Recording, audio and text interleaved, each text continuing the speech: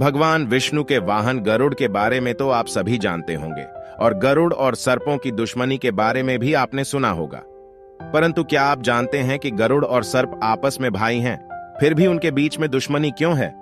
इस रहस्य को जानने के लिए आप वीडियो के अंत तक बने रहे। तो चलिए जानते हैं गरुड़ के जन्म के रहस्य की यह पौराणिक कथा।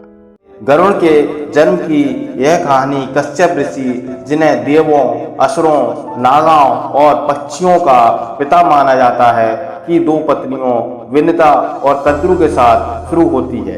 एक बार ऋषि कश्यप ने अपनी पत्नी कद्रु से कहा कि वह संतानोत्पत्ति के लिए एक यज्ञ प्रारंभ करने जा रहे हैं ताकि उन्हें और अधिक पुत्रों की प्राप्ति हो सके। कश्यप ऋषि ने जब सबसे पहले कद्रु से पूछा कि उन्हें और कितने पुत्र चाहिए, मन ही मन कद्रु बहुत प्रसन्न हुई, क्योंकि विनिता से पहले उनके पति ने उनकी इच्छा पूछी थी। इस सवाल के जवाब में कद्रु ने कहा कि उन्हें बहुत सारे पुत्र चाहिए ताकि वह उनकी आज्ञा का पालन कर सकें तथा उनकी हर इच्छा को पूरा कर सके। इतना ही नहीं, वह विनिता से अधिक ताकतवर कहलवाना चाहती थी, इसलिए उन्होंने और अधिक पुत्रों की कामना की।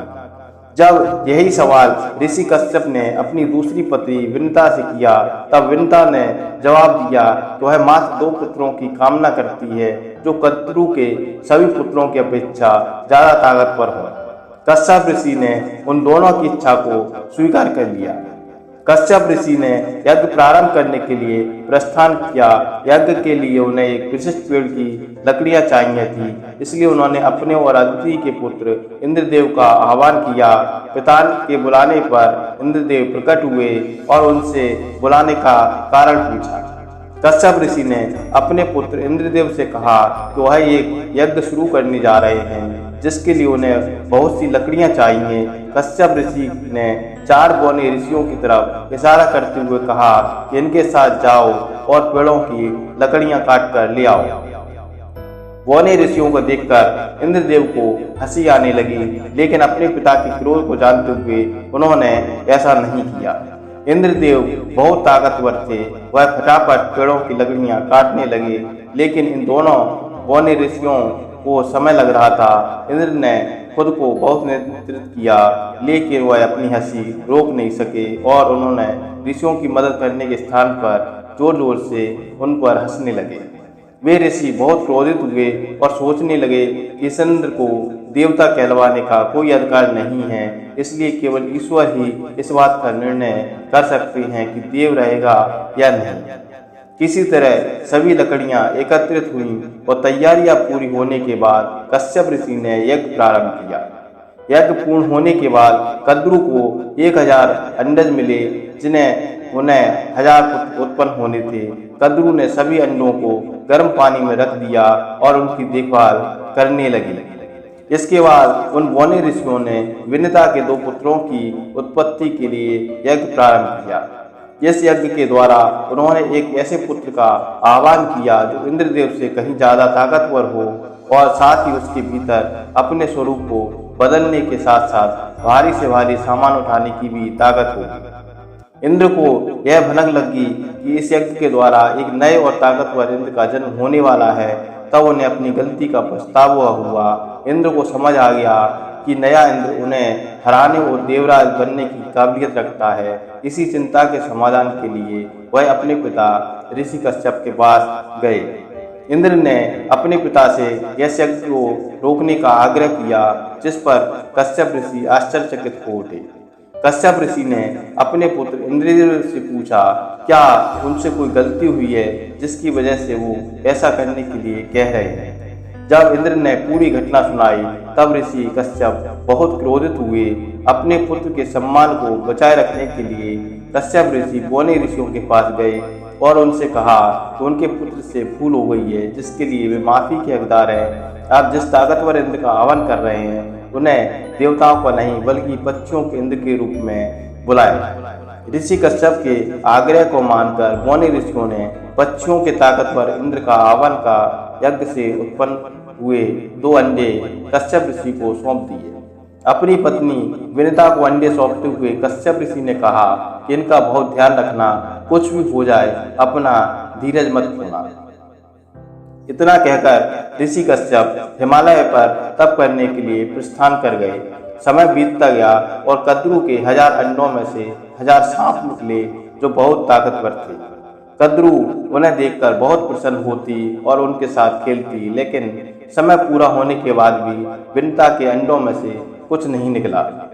कद्रू विनिता को ताना मारने का एक भी मौका नहीं छोड़ती थी और विनिता को कद्रू का खुशहाल जीवन देखकर ईर्ष्या होने लगी।